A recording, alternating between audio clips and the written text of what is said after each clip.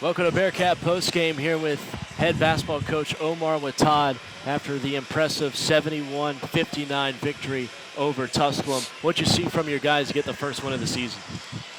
Yeah, no,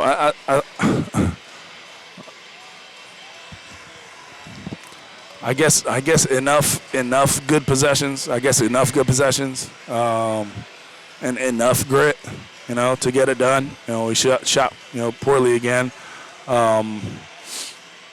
Enough good possessions and enough grit, and enough to get it done. Versus a team that's 80% freshmen. So, yeah. Yeah, Dom Stanford ended up with 20 points. Super athletic, putting it on display tonight. He's locked in, man. Dom's locked in.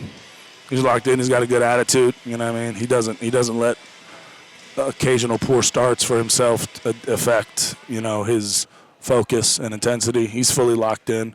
That's all there is to it. He's locked in. He's not worried about Dom only. He's playing with freedom. I'm giving him freedom, but he's playing with freedom, and but he's locked in. He's not letting anything affect him right now. He's just playing basketball, and I thought he was the perfect example of early on. I mean, do you know how much he scored in the first half? Yeah, 2 points. Yeah, that's what I felt like. He didn't do much, and he didn't let it affect him, and he lost himself on defense. He lost himself on defense, and that's what I tell these guys. And it's not a Jedi mind trick when I say it. Lose yourself in the effort and the defense of the game.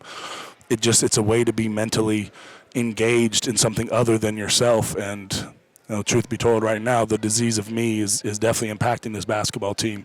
There's a lot of selfishness attitude-wise going on, and it's an issue. Stanford with 5 steals, part of that. A couple of them he dunked in on the other side. Anadi Legist made his first appearance this season for you guys against his former team. 7 points for him, but seemed like we're kind of ramping his minutes back up as he's getting off the injury.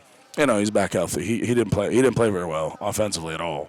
But he's and I thought he was letting it affect him mentally. He has a great attitude. Don't get it twisted. I don't want anybody to assume that I'm calling out specific people when I say they let it. I do think he let his poor start affect him mentally, though, and that's an issue. But he's not a selfish person, and he does have a great attitude. He just shaking off the rust, man. At the end of the day, I don't know. He's missed. He practiced twice this week, and prior to that, he missed 11 days straight. And so, just shaking off the rust. I'm not worried about that dude at all.